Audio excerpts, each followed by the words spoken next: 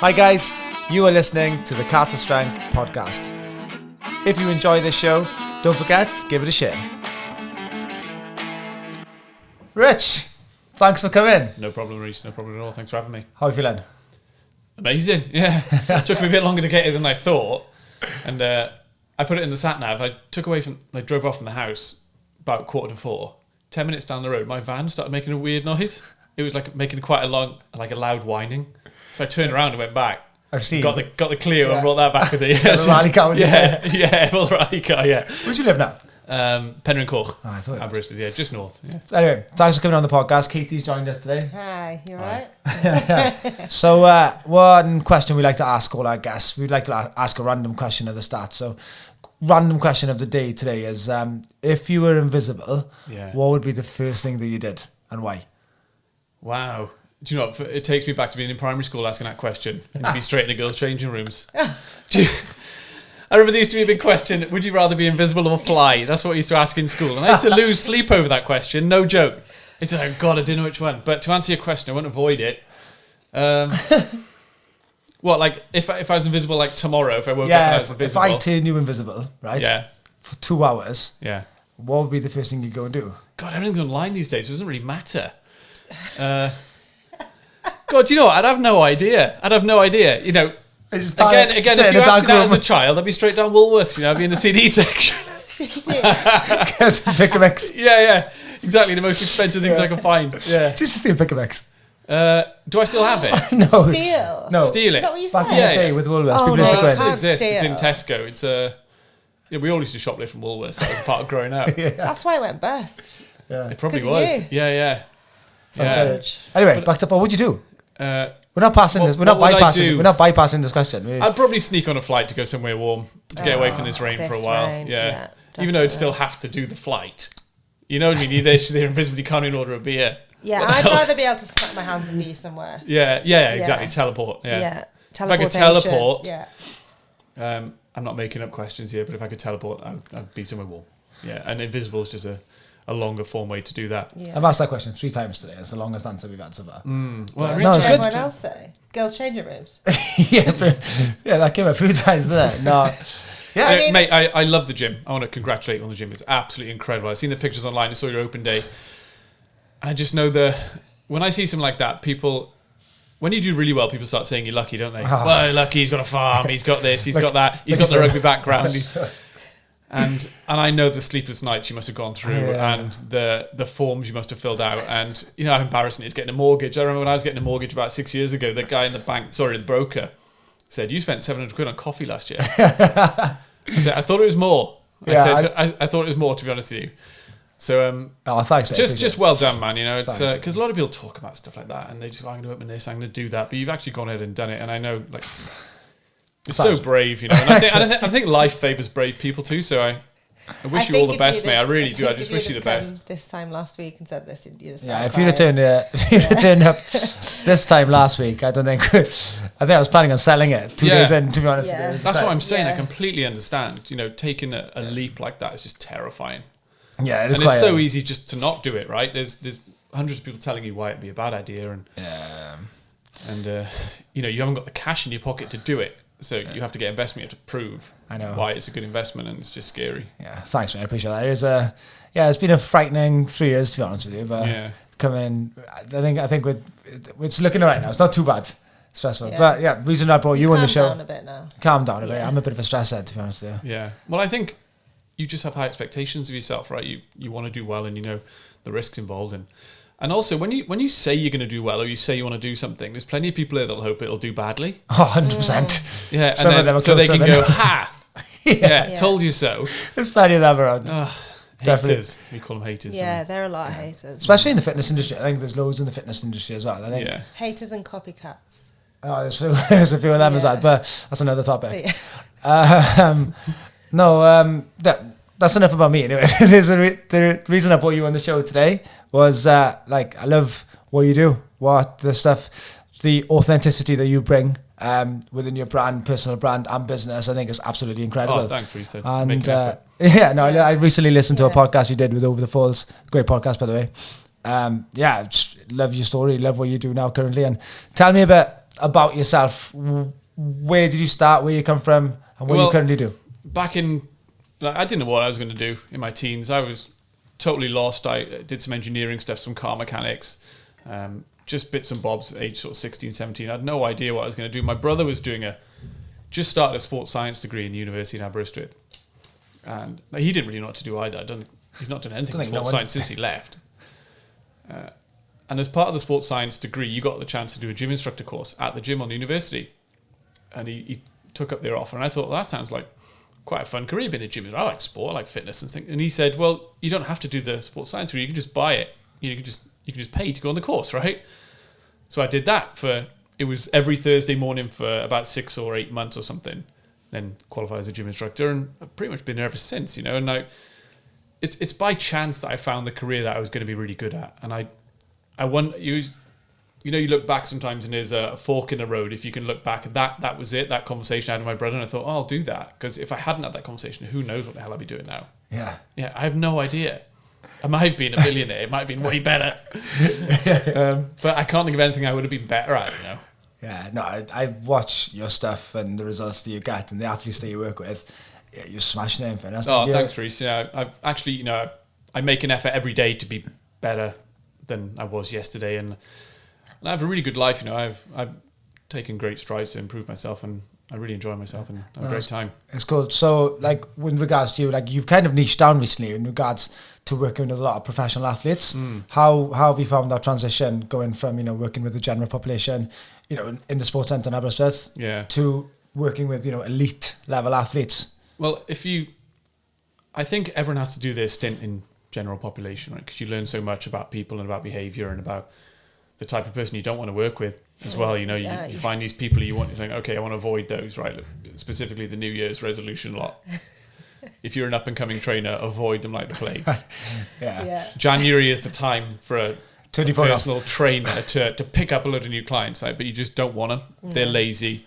It's always next year. It's always this. It's always that. And what they're doing is using you as a crutch, right? To say, oh, I've tried this diet, it didn't work. I tried the trainer, it didn't work. Yeah, they're blaming everyone. Now I can sit back. I've tried everything. I can sit back and do fuck all, right? Just avoid them. Even if it's money, just avoid them. Don't see it. Because when you start seeing people as, oh, well, they pay every month, then the bit of your soul starts to die. And actually you want to be interested in clients and have a good chat with them and be really fun. And once you lose interest in someone, then get rid of them. Yeah. I remember when I first started online training, so when you sign up your first client, it's an amazing feeling. But I remember my first January as an online coach, and I signed more than a few people up, and I remember being really excited. Yeah, didn't last very long, doesn't float your boat. So I did, years of just training anyone who I could. So someone would come into the sports centre, they'd mention that they want a trainer, they'd fill out a personal trainer request form, give it to the reception staff. Most of the time, it would just vanish somewhere in some type of pigeonhole. If it'd get to Daz, the manager, he would then allocate it to the trainer he thought was going to be best. And that was the process, right? That was like, I can't believe it looking back, that's how the hell I survived for 10, 12 years doing that. Because that long? Probably more. God. I worked out myself over the last 8 years. I've probably done about 15,000 sessions before opening this gym. Yeah. You must have done more. Who knows? You have. Yeah, I remember. If I'm conservative, it's probably 15,000. Yeah. Oh yeah. I was there all day. I know. Yeah, I remember training there myself. How old are you now? 40. Yeah. So I was obviously. You were there as the what were you, rugby development coach or something for a while? I did a bit, working for there. I remember you were coaching there. Yeah. You must have far surpassed my 15,000. Yeah, maybe. But that experience I had is just worth everything now, Yeah. And it's the same as if you qualify as a physiotherapist or something. Go and do 5 years in the NHS. You'll learn a lot. You get so many different types of people come through the door, and then you can specialize and start to go off and do your own thing. But I think if you try and skip that step, I think your days are numbered. Because I have people message me, and they maybe a young coach or somebody who wants to be a coach, and they'll say, "Oh, I'm thinking about being a coach. Can I take you out for a coffee or something?" And that's by them asking me that, I already know that they're going to be all right, because they've seen someone who's already doing it and they're trying to get some information out of them, and that's a great idea. And they say, "Oh, I want to be an online coach," but there's so many online coaches out there. How are you going to stand out? You just qualified, you've got no credibility, you've got no clients behind you to say no evidence to show you are who you say you are. And I say, just go and work with general population for 5 years. And sometimes they don't want to do it. Like, oh, well, I want to do this, and I want to do what you're doing. And I go, yeah, fucking bet you do. yeah. It's back to that point, isn't it? You said, like, oh, it's easy for you. Yeah. But they don't see those 15,000 hours that you put in, or vice versa. Yeah. So I started training people, and the people I were interested in the most were the young athletes who wanted to be better at sport. So, a lot of the time I would actively reach out, right? See a kid in a newspaper, Canberra News, who's got some talent, or he's gone to Scarlet's West, or whatever it might be. I'd reach out to the parents and go, hey, I think I can help your son or daughter. Just get them used to having a barbell in their hand before they go to college. That's cool. Right? Just something like that, right? And a lot of the time they'd maybe come back with, we can't afford a trainer. I say, well, I'll do it for free then, So you just send them to me for 10 sessions, right? So then you have 10 sessions with them and then send them on their way. So I was doing a lot of work for free in the start, and I think people don't want to do that either. No. And I knew I was always playing the long game. I just wanted to get so much experience, and then you do a good job with that athlete, and then their parents talk, and I go, oh, he's training with, and then they talk, and you start to, and after a while I was receiving, 10 young rugby players a week, working on their speed development, working on power, and just not necessarily really having any plan, just getting the bar in their hand and getting used to throwing away. Yeah. Move fast. Yeah, just move, know what it's like to load a barbell, how much can you squat, what does a heavy rep feel like. I don't train really any rugby players anymore. That kind of somehow, organically, I just kind of drifted into mountain biking, motocross, and, rallying now as well, which... Yeah, that's cool. Yeah. And I sometimes if I post an Instagram story, I'm training a couple of rally drivers or something, and I'll always get a response like, why would a rally driver need to lift weights? Why would they... You're like, you're an idiot, Like, they're getting seriously thrown around in the car. The potential for a massive crash is there, and you're going to be way better off. And a client of mine, Marion, who lives down this way, actually, he talks about how him being stronger has definitely helped. His grip strength is better on the car, and it's a long event, a rally, sometimes 3 days, right? And the sweat and stuff. Yeah, exactly. So if you're not in peak physical condition, you're not going to be able to drive as well. And he said, he rolled the car last year, and to get out, you have to take the stress off the harness because it's pulled, right? Yeah. So unless you take the tension out, you put your forearm on the roof, push, unclip. He said it was easy. And co-driver's kicking around. Stuck in the car. Yeah, but he said in that moment he went, oh man, I hadn't really experienced the benefit of strength training to have to get out of the car. What if the car was on fire? Yeah. Yeah. What if the co-driver's unconscious and you have to get him out, So you have to hope for the best and prepare for the worst. But like you said, it's a long event and you're sweating like hell in a race suit. If it's a hot day, the engine's in the car, and when we're talking about elite sport, the difference between being on the podium and not being on the podium is so small. Like, if you can give someone that minimal edge, if they had better concentration in that last day, they've earned a sponsorship, they've propelled themselves. It's huge, isn't it? Have you seen it from the Olympics? It says like the photo finishes 100 meters. Yeah. Like someone's nose is there. Like, oh, you got 10 million. That guy got like 2 million. That guy got 100,000. The rest of them, they'll never race again. And they're like, not even like 15th of a second behind. And you're like, man, that's the same across every sport now. Yeah. It's train like mad just for less than 10 seconds. Yeah. Like, sport's gotten so elite, isn't it? The money involved and it's so elite. The money doesn't seem to be equally distributed, though. It seems to be right at the top because everyone wants to get behind the guy who's the best. So all the money's going there, and the people just below aren't getting any of the funding. So I don't know what's going to happen to sport. Like mountain biking, for example, is going through a bit of a transition at the moment. The riders aren't happy, and the crowd aren't happy either. It's been bought from Red Bull TV onto Discovery Plus. So all the millions of people that will watch it every weekend, watch the quarterfinals and then the semi-final and the final for free on Red Bull TV, and now in a pay Discovery Plus thing. So it's just gone bang and just lost like 80%. And the legendary commentator Rob Warner, I don't know if you ever know him, he didn't get employed by Discovery Plus. I'm sure there was negotiation, but he didn't get the deal, whatever it was. He might have walked away. So just everyone's just not happy in mountain biking at the moment. And I don't know. I'm sure it'll be right in the end, but there's, I'm seeing people like, again, with that, the money's right at the very top. If you sponsor a Red Bull, sponsor by Monster, you're okay. But if you're, there's 30 people qualify for the final every weekend. If you're finishing not for the final, you're basically riding for free all year. Some of the boys, the mountain bikers who you train, what are they, top? Yeah. Some people are elite on the world tour. Yeah. And I don't know much about mountain biking. If I know they're top level. Yeah, athletes. And they don't earn a penny. Wow. Their expenses are covered, but they go bricklaying for their dad midweek, or whatever it might be. And that's a tough place to be because you're expected to race against the people who are getting paid a shitload and training full time. And then there's privateers who aren't in professional teams who have to just literally pay for the whole tour themselves. Yeah. They work all winter and then just desperate for one result, I suppose the same with rugby. Yeah, just desperate to have a good ride. And then you've got all those things you can't control. You have a puncture, the weather changes just before you run. It's just, so stressful. Like with the jockeys, they're very similar to that. Like, yeah, and if you have one fall, you're done. Or if you have one win, everyone that's not even horse, would know about them. So rugby's the same. I remember, I did a stint with the Ospreys 5 years ago, and I was one of the bin juice. Hold the pads every week. Run the plays that the Ospreys actually playing that week. Yeah. Some of those boys, they're 10, 15 grand a year, and they're training every day, putting their bodies on the line.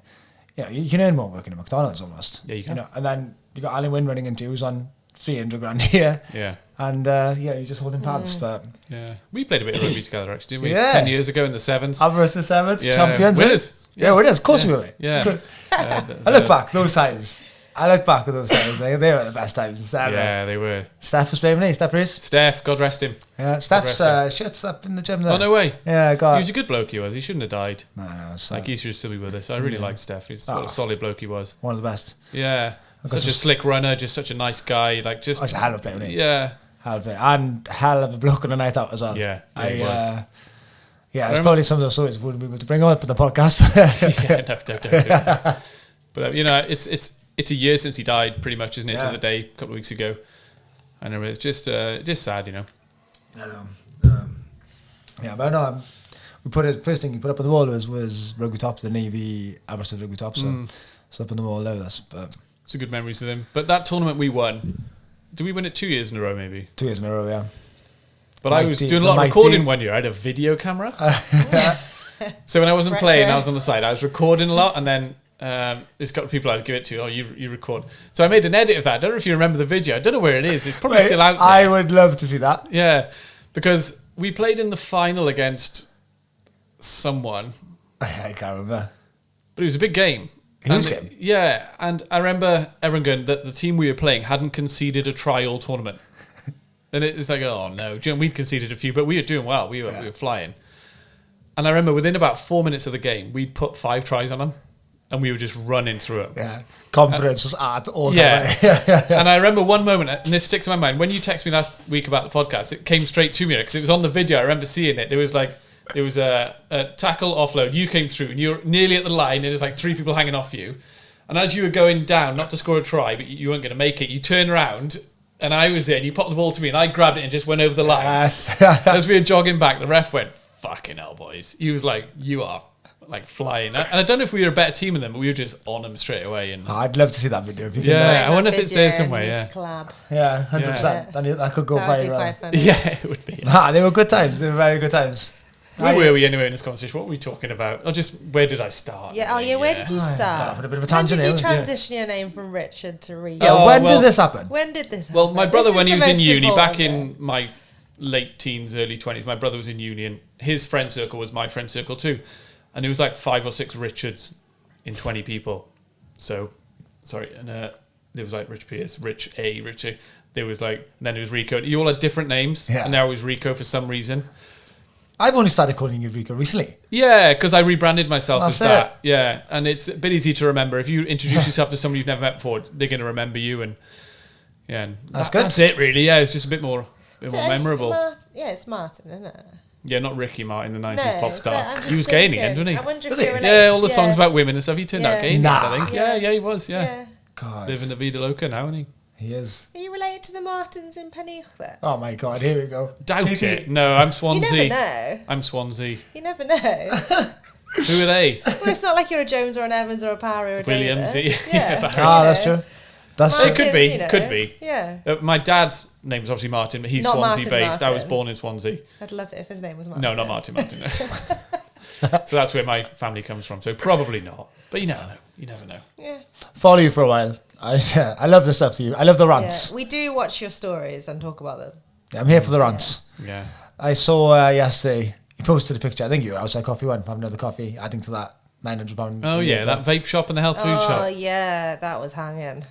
Elaborate on that for me a little bit. Well, it's a metaphor, isn't it? It's a story of today. The health food shop is closed. The vape shop is open. 2024. With an electronic vape in the window with a face that's smiling. Right, come in.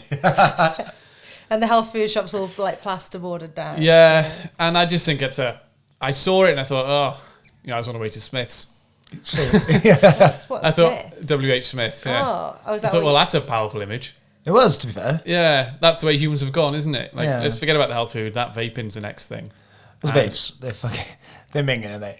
I remember in lockdown, I was going to B&M Bargains to buy something, and there was a queue of like 30 people outside. All of them were vaping. There's all these smells coming over me. Birthday cake, Pineapple, chocolate it's grape. Funny seeing a grown man making that smell. Yeah, and the crackle. Yeah, They make that crackle noise, and you're like, let me tell you something, right? The only thing going into your lungs should be air, right? That's it. I know. Yeah, not Black Forest Gatto steam from some device that's made in China that they've told you is safe. It's not. It's got like a torch at the end as well. Some of them. It's got a torch at the end, but yeah. it does help you see in the dark. Yeah. Do they? I wouldn't know. And the worst thing about it is that people vape that have never smoked. And the idea that, so they brought vapes out because it's better for you than smoking. Let's wean you off the tar. It's probably healthier for you than smoking. I'll give it that. Yeah, but that's the thing. Actually, is it? Because none of us are ever going to know. Like, the only people that are going to know is, like, your kids, Yeah. my non-existent kids. Do you know what I mean? I feel like there's We're going to not be some going to know. research coming out. Yeah. There's going to be some awful lung disease Yeah. come out in about 20 years, Yeah, some horrible which cancer is from vape, it, and it's It gonna can't be good for you. And it's going to be too late. So when I take the piss out of vapists, is that what you? Yeah, I call them vapors. Yeah. So Yeah. do you? Yeah. The vapors. I suppose you would call them a vapist. Yeah. People think that leave them to it, just leave people alone. But it's like I just foresee so much pain in their future, and it's going to be awful. And looking back, they'll go, "Oh God, we were lied to about that." It's just sad, This. I have had a few clients. I won't name any names. If they're doing it Some to come people off that smoking, say- I'm okay with it. But Some if you people just say they were running late on the way to wherever the location was, and they've vaped on the way. They said I was so stressed, driving Yeah. so vaping, and then halfway through the workout, they were like, "Oh my God, Yeah. I was running late. I vaped the whole way here." And I'm like, when Jesus. you realise how efficient the lungs are at putting whatever goes in there into your bloodstream, then distributed to every cell, like you do not want that. No. That butterscotch. No, the pineapple birthday cake. Yeah, where there's original steam. double green apple. Yeah, whatever it is. Yeah, a blueberry ice. And I've not heard of that. Oh God, yeah, it's blueberry ice. And you go, Christ, it does smell like blueberry ice. And I don't even know what it is. Blue raspberry. No such thing as a blue raspberry. I'm not going to get any sponsors from any vape companies am I, anytime Hope soon. not. Hope not. Get Hopefully. yellow raspberries though. Oh, do you? Yeah.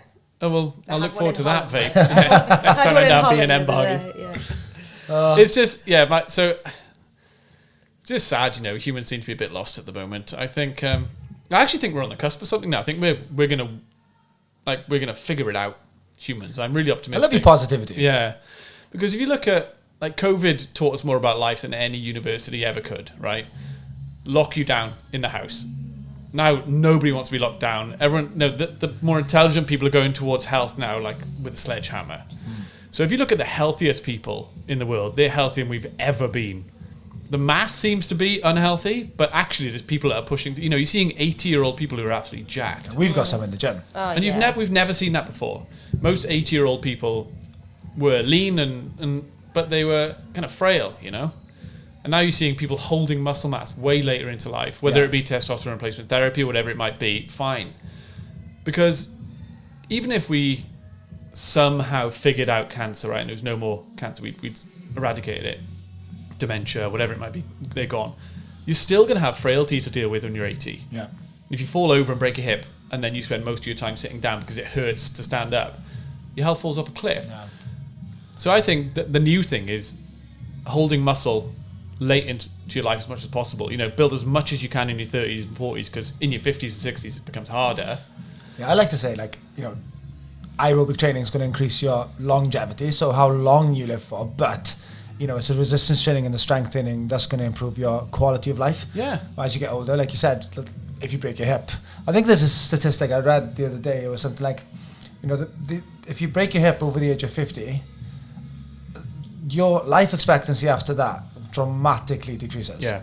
And if you can avoid breaking that hip, by having a strong, bulletproof body. You know, strong legs. Yeah, Like say getting up and down. You know, because when it becomes easier to sit down than it does to stand up, you spend more time sitting down. Course And you your do. health falls off a cliff.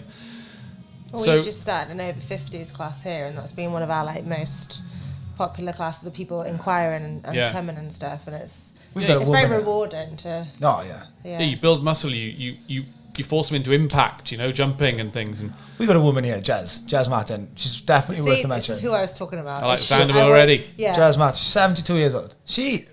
maybe you should claim her as She's your incredible. Yeah. Like Yeah. she beats a lot of the people in their 30s and a lot of the Yeah. CrossFit style workouts. Yeah. She'll do thrusters with like Yeah. 20 kilos. She'll back squat 40 kilos for reps. She's a savage. birthdays. And that's what humans can everything. do. You know, Yeah. humans really can do it. She does like 2 or 3 classes a day. So like she does ones online and then she comes here. She's unreal, isn't Yeah, she? she's called. Was she divorced then, or a lot of time on her hands? What? She'll double barrel it. She's retired. Jazz Martin. Yeah, I'm married. She's related to you. Don't think so, yeah.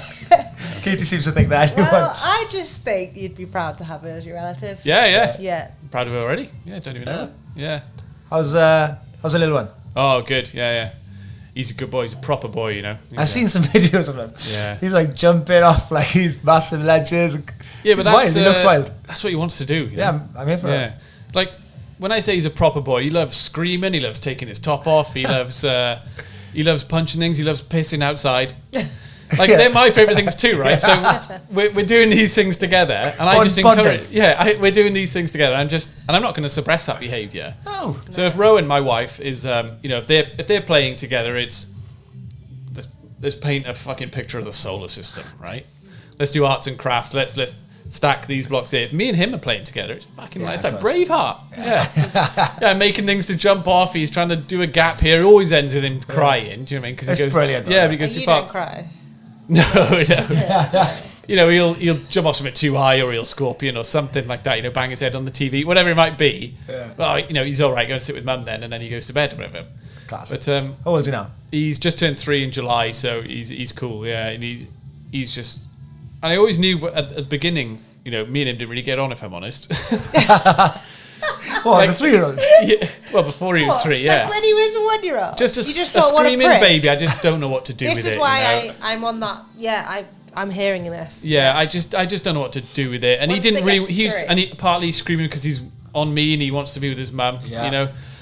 But now it's all dad. Yeah. You know, and I always knew that. So just get through the first 3 years. He just started school in Scotland Ride last week. Oh. Now Rowan's like, oh, do you want to come? And he's like, no, dad. You know, he wants to come with me all the time, and we bond and have a great laugh. Yeah. Oh. Class. And he loves going on the bodyboard with me and just surfing. Yeah, he I've lies on seen the front them of the little board, videos. and They're cute, he's just a proper boy. You know, he loves it. Yeah.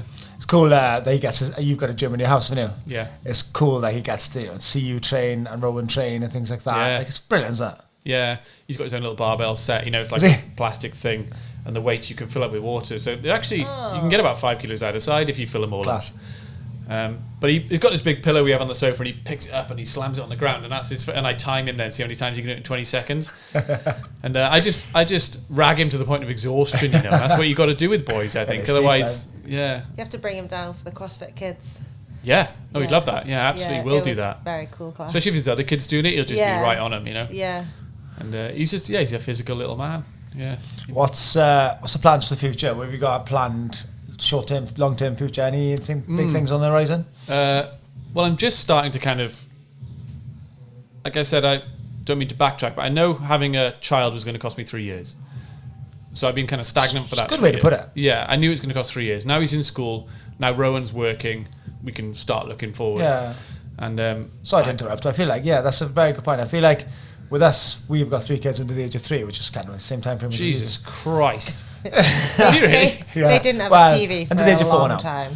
But yeah, you have to things Yeah. stop. Yeah, sorry. Carry on. Don't surf much, don't mountain bike Yeah. anymore. Because I knew it was going to cost 3 years, I was going to have to work as much as I could, bringing in money to the family as the only one.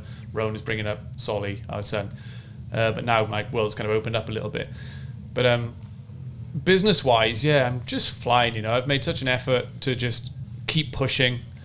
At the moment, I'm just building my website and building other products and other ways you can work with me. And and just trying to really develop systems that will, I'd like some more money, to be honest. I want to earn some more money. And did you sign like Team GB, or have I the motorsport British or motocross? Yeah, motocross. Yeah, that's cool. Yeah, so they reached out to me, and I didn't know the team manager, Jamie Lewis, good bloke. He reached out to me about 6 months ago on Instagram. I'd put a story up about motocross because I've trained plenty of motocross people in the past, and they're all like, "Hey, I'll bring a bike down. You can have a go on it. You can have it." Fucking absolutely not. Fucking no chance. No. I said, I'm not going to have a shattered pelvis every summer for the rest of my life, right? Or a dislocated shoulder. I'm quite happy being 40 and fit. And he replied to that story saying, this seems like a decent time to reach out to you. I've been following you for a couple of years. I like what you're doing. Do you want to talk about training the GB squad on this event coming up, the International 6-Day Enduro? Because the motocross riders compete for factory teams, KTM, Kawasaki, Honda, whatever it might be. But once a year they compete for GB in an international tournament against America, Spain, France. So it's quite a big deal. They call it the Olympics of motocross enduro. Class. Yeah. And so usually an enduro is kind of 2.5 days, but this is a 6-day enduro. So they want to take a performance coach with them to manage the athletes. Class. So I met up with him. I guess you could call it a job interview. We hit it off, and he's like, "Yeah, do you want the job this year?" Yeah, definitely. So it's in northern Spain. Sorry, how many athletes would be? There's like 10 in the elite cool. category. Yeah, there's 4 men in the trophy. There's 3 junior men, and then 3 women. Does that make 10? 4, 3, and 3. Yeah. How's it going so far? Yeah. Really good. Yeah. So I'm not actually training those guys. Yeah. I'm just managing them while they're away and coming up with strategies about hydration and stuff. Yeah, managing the workload, stress. Yeah. Class. And just all these athletes are individual people, and so you can't. You could learn all about hydration and stuff, which we can take a deeper dive into if you wish. You come up with a strategy for you because you're going to race for 6 days, but then you're a human. Then I've got to try and get to do it. Yeah. Yeah. So kind of Like education. giving someone a diet plan. Yeah, exactly. But then you've got to try and get them to do it. Yeah. So I think the easiest way to get that done is to educate them so they kind of buy in on the plan. So you're not just someone going, "This is what you're going to do. This is what I say." Instead of we had a Zoom call. I talked about hydration and fuel. They're like, okay, sounds like a really good idea. Client of mine, Elvin Evans, the rally driver, I was talking to him about hydration over the 3 days, and he goes, you got to speak to these guys, Precision Fuel and Hydration, that the Toyota team that he drives for are managed by. And one of their co-founders, a guy called Raj Jutli, Dr. Raj Jutli, absolutely really educated guy, lives up in Scotland. So I got in touch with him. Elvin put us in touch. And he goes, yeah, come up, we'll have a chat. So I drove to Scotland for a coffee with someone. I think I followed your story on that. Yeah, drove to Scotland, had a coffee with him, drove back. Pretty that much. was valuable trip, I'd imagine. Yeah, but I knew that, right? And all my career I've done stuff like that. Yeah. I've had the energy to go, that's valuable to me, I'm going to do it. So many people just cannot be bothered. No. And you're getting yourself in the right room, aren't you? Yeah. Because, this Dr. Raj Jutli, he said, do you fancy a Zoom call? I said, well, I'd prefer to see you in person if I can. Because it's way more effective, isn't it? You get to bond with someone. And he invited me to his house. We had a coffee. He's got an outbuilding with a whole wall of whiskey and stuff. It was great. He lives right on the river in Scotland. He fishes. He's a great guy, really good guy. And he does a bit of rally driving. And he's, like I said, he was a heart surgeon for 20 years. He's worked with GB, Olympic teams, all sorts of stuff. Really educated guy. And I really just wanted to sit down with him, and we had a good 2-hour chat. And then he put me in touch with the guys, on the actual Precision Hydration team. So I got the team together, the GB motocross team. We went there last week to Precision Fuel and Hydration to get sweat tested. Because one of the most valuable pieces of information that you need to know is how much salt comes out in your sweat and per litre. So there's a calculation how many milligrams of salt per litre do you sweat. Because as you're sweating out electrolytes onto the skin, they evaporate. If you're not replacing them, you're in trouble. If you're replacing it with just water, you're in trouble. So not many of these international teams will have a performance coach going to that depth, so I really believe I can give them an advantage. And also what you have is sweat as well, is a sweat rate, how much sweat comes out of you. Yeah. You need to know these numbers in an endurance event. You have to. I don't know how people have survived without it. How many, some people are losing up to 2.5 litres of sweat per hour. Well, you can just see, if you coach, class of 15, 20, the difference in how people sweat. Yeah. Just looking like that, can't you? Yeah. So the electrolytes, you get these a tube from Halfords, SIS or whatever. You'll have electrolytes in there. It's usually a broad scale thing. But when you're talking about elite competition, you need a hydration strategy for you and for you. Because you could do the same event but have a very different strategy. So we had some really information come back from this test. So a low salt sweater would have 200 milligrams of salt per litre of sweat. And a high salt sweater could have 2,000 milligrams of salt. That's 10 times more, right? So in these broad scale electrolyte tablets, usually it's around 600. And that's what it replace. That's not going to cut it over 6 days if you're a high salt sweater. So if you were a high salt sweater and your sweat volume was high, that's actually a disadvantage in endurance sports if you didn't know about it. Yeah. So you just gather information. All the riders are there. They love it. There was this little thing that measured. They had this weird gel they'd rub on you, then put a thing there, and that stimulated the sweat gland, and they collected some sweat and then put it into this digital sweatometer thing that told them. So have you found out are you a high salt sweater or? I didn't find out myself. It's quite expensive per athlete to do it. You are. Me? High salt sweater, yeah. I was this week. Yeah. Well, you might find that after something, once you've done a workout and then you've kind of cooled off, if your black kit has gone white, or you see like the lines of salt on the edge of the sweat, chances are you're a high salt sweater. Now, I definitely experience that. If I'm road cycling somewhere warm and we pull over for a coffee, when my kit dries, it goes white. And I have it in my eyebrows. Yeah. Or you could be a regular salt sweater, but your sweat volume is really high. So there's more salt that's actually come out. Pretty interesting. Yeah, so you just gather information in these endurance events, and it can really help you, especially in days like 4, 5, and 6. Because it's not even a multi-day event; it's a multi-day event. Because usually they compete over 2.5 days, and this is basically 2 of those back to back. So gather information, come up with a hydration strategy for each individual athlete, and then I'm going to implement it on the day. And they're all kind of really impressed with the information now. And what else you learn about if you were a high salt sweater, 1,500 milligrams per liter. That's pretty much genetically set. It's so you know that much what, eh? genetically set. Is so it? you know that for life now. Yeah. So that would be. I did not know that. No. So that'd be a number for life. It doesn't change. So these high end teams, like in America, they're usually ahead of the curve when it comes to science. When they retested their athletes each year, Major League Baseball, for example, they found that it was the same number each time. It might fluctuate a little bit, maybe a little bit more than you might expect, but it wouldn't put them into another category. So that's a piece of information you take on in your whole sport and career. So I think good fact that is. Yeah. Your sweat rate, how much sweat comes out, that can differ. Yeah. You can train that. Yeah. And that'd be a part of training in sort of... and conditions would affect that as well. Yeah, of course. Well, that's the problem, you see. Like last year on the International 6-Day Enduro is in Argentina, it's 40 degrees Celsius. Yeah. There's people in hospital. People die on this event every year. Wow. Yeah. Not the elite category generally, but they do end up in hospital, some of them. But there's like clubman categories of people have heat stroke, some of them die, heart attack. Back to the point of obviously you want the business to take off, and you said you want to make a lot of money. What's yeah, I'd like to make more money because I feel like I'm at the top of my game. I was going to ask what's your, if you had £1 million tomorrow, what are we going to buy? £1 million. Probably set up a gym like you've got, you know. Would I need 2 million for that? 3. It's just I feel like I'm at the top of my game. I train some really high end people, but you'd think from outside looking in, okay, that guy's training the GB team. You think he'd have opportunities flying at them, but they don't. You have to market yourself. You have to push.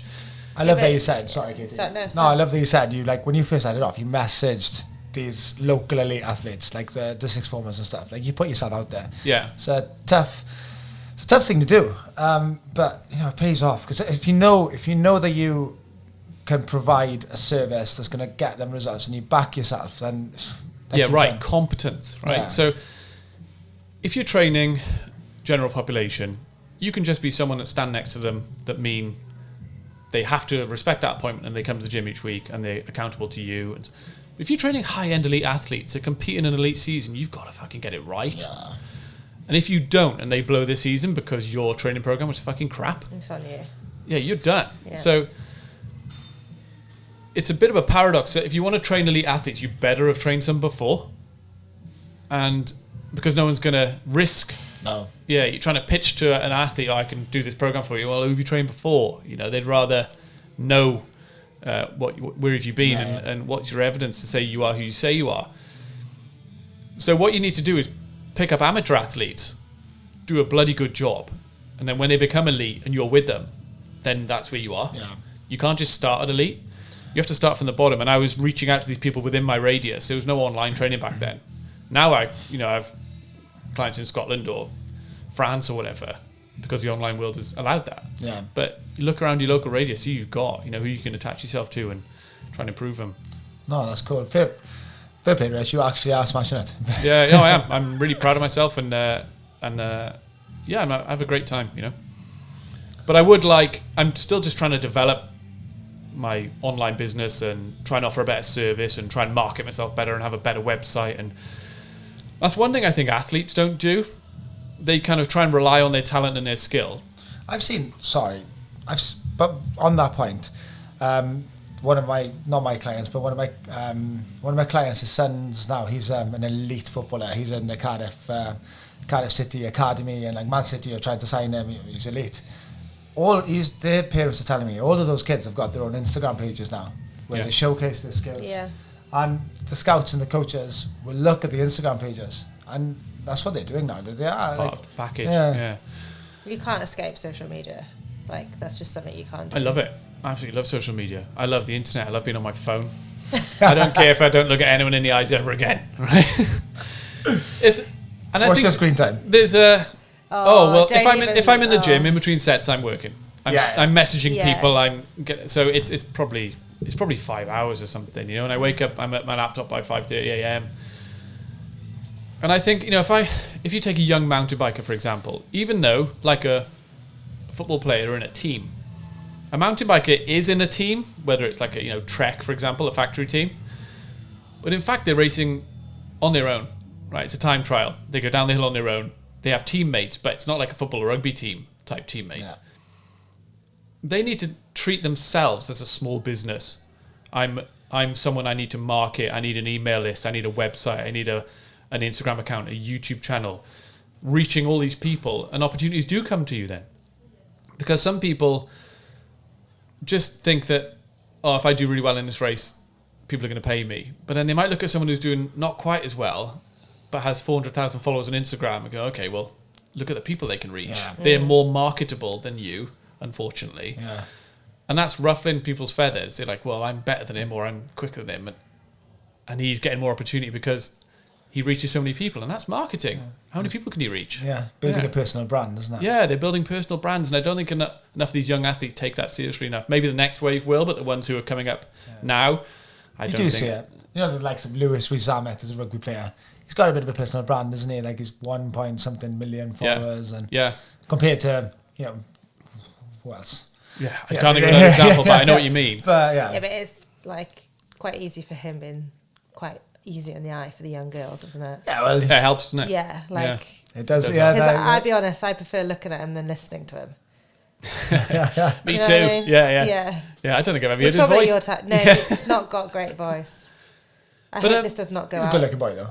Really. But people see it as a hindrance, right? Oh, I need a YouTube. It's not. It's incredible. You get to build something in so many avenues. If people are talking when people go into a sport, they go, I'm going to do carpentry, right? Because if the sport doesn't work out, I can go into carpentry. I think these days your safety net is having a massive social media presence. That's your safety net. If you don't do well in the race, you document, I did shit, and you get the attention anyway, and then things come your way. And I just think more people need to treat themselves as an athlete as a small business, which is actually what they are. That's a good point. Yeah, you negotiate your contract. It's a whole package, isn't it? Yeah, it really is. Yeah, and the next generation get it, the young kids. Oh God, yeah. Are you on TikTok? I was for a while. I took it off. I didn't like the interface and stuff, and I just wasn't using it. But are you? No, that's why I was asking. No, I'm not on TikTok. I'm on the fence. Do I bother with it? Do I not bother with it? It's free. You might as well. I feel like I'm on Instagram and Facebook so much now. I'm similar to yourself. Like when I'm not coaching, I'm working or I'm with the kids. That's pretty much at the minute what my life is down to. But I enjoy it like yourself. I just don't know if I've got that capacity for another platform. Well, the hard part is making the content. You might as well repurpose it across Learn Brother. And let me tell you something. All of my new business comes through social media. All of it. And it's free. Yeah, I know. I don't have to put a newspaper ad. You don't run ads on social media, do you? I'm getting into that now. I've just not seen one, usually. I just did one recently last week because I'm trying to build an email list. And then you can send marketing out that way. Because when people read emails, they sit down at their desk and they go, right, I'm going to read my emails. Actually seems to be coming back, email marketing. Oh, yeah. So I'm trying to develop an email list, which is really hard because you need someone's email address and they don't want to give it to you. So you have a product. So I developed a product, took me a couple of days to make, called 5 Ways in 5 Days to Turn Your Training from amateur to pro. Sign up with this email address. So they sign up. I've already built an email journey on MailChimp, which is another aspect of my business that I had to master. So they sign up, they get an email saying, this is how you can do this. Next day they get another email. The next day they get another email. And there's 5 ways that they can improve their training, give them some ideas, training camp interference effect, some building muscle, whatever it might be. And then the last email then is, why didn't you look at my website, look at my other products I have? So I'm just trying to attack every aspect of it, and it's really fun. Yeah. It's really interesting. Yeah. I love a lot of people like in your shoes, they're so busy, they complain, I've got to do this, I've got to do that. But you're like, I can tell you've got the energy, like you're loving every aspect of it. I love the whole admitting of loving social media, because I love social media. I love it. And a lot of people are like, made me the man I am today. Yeah. No, I love social media. I just think. Otherwise, I'd still be doing 8 sessions a day back to back at the sports centre, going home with my temples pulsing. Yeah. And then you haven't got any energy for your family, right? So I wake up at 5 a.m. I'm on my laptop straight away, because when Solly and Rowan wake up, my day is quite different. So those 2 hours at the start of the day, you work hard. Yeah. It's just, I've got a coffee and I can't wait. And have you ever had a project where you can't wait to get to? That's how I feel every day. Can't wait to build my own business, my own brand, and see the fruits of my own labour. You've got a very creative intellect, and I like to think I'm the same, but you just want problems to solve. I don't know what the other option is. I'm unemployable. I could not go to someone and work now. But you couldn't do it. Asked to go for a wee. Yeah, that's it. Yeah, applying for holiday. Couldn't do it. So pretty much all of my work is done now from any internet connection on my laptop. It's amazing. Yeah, I've been self-employed for so many years now that the thought of do you need to go? Yeah, sorry guys. No worries. Finish your thought though. Just that, I couldn't cope with being employed by someone and having that worry of. Me and Alice are self-employed for you, and we'd work when we needed and get our own work, and that's. But we need those people too, right? We need people to go to Tesco and just stack the shelves, and we need people to drive taxis and to keep the lights on and stuff. So we do need employees. Just I'm not one of them. I wouldn't be able to do it. No. So not everyone would want to wake up at 5 a.m. They want to do the minimum required so they don't get fired. But a lot of people don't have passion, do they? Well, they just don't care. They're quite happy just to grind it out. Day and go 9 to 5. I'm going to go and put this here. I know loads of people love it. Like, there's an aspect though. Like, I read something about being self-employed the other day. Like, you get to choose 100 hours of the week that you want to work. So fucking true. Yeah, you get to choose the 100 hours you work a week at least. Yeah. Yeah, and then I know people who, like my friend's a teacher. He works 9 till 3:30. Sorry, is it priceless? That's Hannah. She's there. Shout out Crazy Hannah. Right, I've got to go. Sorry. Yeah, it's a good opportunity for you to leave. I've got... Cheers, Richard. So I couldn't be employed by someone anymore. I couldn't do a regular job. I would always be trying to think of ways I can better myself and do something on my own. But luckily there are people out there who don't want to do what I do, because, like I say, we need normal people to do normal jobs. Yeah. I feel like if you were in coaching, you'd definitely be doing something for yourself. Oh, it'd be something like that, yeah, for 100%. Sure. And, some people out there, like I just said, they do the minimum in work so they don't get fired. And then work pay them the minimum so they don't leave. Yeah, but they have weekends off. They have the weekends off. They don't take their work home with them. They don't need to watch the match on the weekend, have a few beers with their mates, and they're totally happy. Great, all power to them. Yeah, definitely. And there's, the 10th in line in these big companies, let's just say Google, for example. The 10th in line in Google is going to be earning a lot more than, like someone who's self-employed trying to, So there's big money. Like, obviously, you can do really well. But the athletes, I feel, are somewhere in between, because they want to be the best they can be, but they're working for a team and they have to take team orders and things sometimes and do as the team says. And sometimes I'll speak to these young guys, sort of 15, real pivotal times in their lives, where they're really trying to decide what they're going to do. I say, if they're a mountain biker, for example, I say, so what do you want out of the rest of your life? Oh, I want to race World Cups, which is the world circuit. I say, why? They go, well, I just want to ride my bike every weekend or all my life. I go, tell you what, if you put half the effort you put into being a professional rider into building a business, you could sell the business when you're 25 and ride your mountain bike the rest of your fucking life, right? Be a millionaire. So if they went into entrepreneurship instead of professional athlete, they might be way better off. If all they want to do is ride their bike and not have the stresses of competition, because, man, it's stressful. Yeah. You know, negotiating your contract every 2 years, you know, when you really need a good run, you have a crash and you say, oh, man, really stressful time. It is. I'm relating to that. I played semi-professional rugby, so not a high-standard role, but nevertheless, the stress that came along with that, I used to hate it at some point. Like, if you got a big game and you play shit, and you got to go into training on a Tuesday, and then everyone's you're embarrassed now. It's like, oh, you're watching the video, and you know what's coming. Yeah. The coach is like, right, just want to bring this clip Gonna up. highlight Rhys here. Yeah. He's doing his shoelaces. Yeah. Nothing worse. It gives me, like, anxiety thinking about it. I used to hate it. And you could have had a career-ending injury that puts you out for the rest of your life, right? Yeah. Metal in your shoulder, broken neck, whatever it might have been. For what? You know? I know. So sometimes I just don't know, you know, not like I discourage these young guys from athleticism or competing at a high level, because you can, if you give it everything to something, by the time you're 21, you haven't made it, you can now borrow those skills from being so committed to something and take it into something else. Yeah, of course. And with business, you don't age out of it, right? So by the time you're 36, you're on the way out of your rugby career, whoever you are, pretty much, isn't it? Whereas I'm 40 now, and I feel like I'm just getting started in life, in everything. I've got so much to look forward to, not just business, but just loads of stuff. You know, I can go into, Spain next month with this international 6-day enduro. The month after that, I'm going to Fuerteventura with a client for 10 days in a training camp. Class. Yeah, paid for by like Monster Energy. Class. Then they're going back to Fuerteventura for December and January, pretty much, for like 3.5 weeks with the family. Ski trip. Brilliant. New York on the piss with my brother. And then, you know, and in my 40s, I'm looking for something to be obsessed with. It's probably going to be jiu-jitsu or something like that. I'd really like to just try and learn something brand new, something physical. You haven't started yet? No. Have you got any experience? No, but one of my online clients, and Katja, who's, you know, West Coast BJJ now. Yeah. So I train, Katja trains with us, and we've spoken about doing BJJ and cattle strength.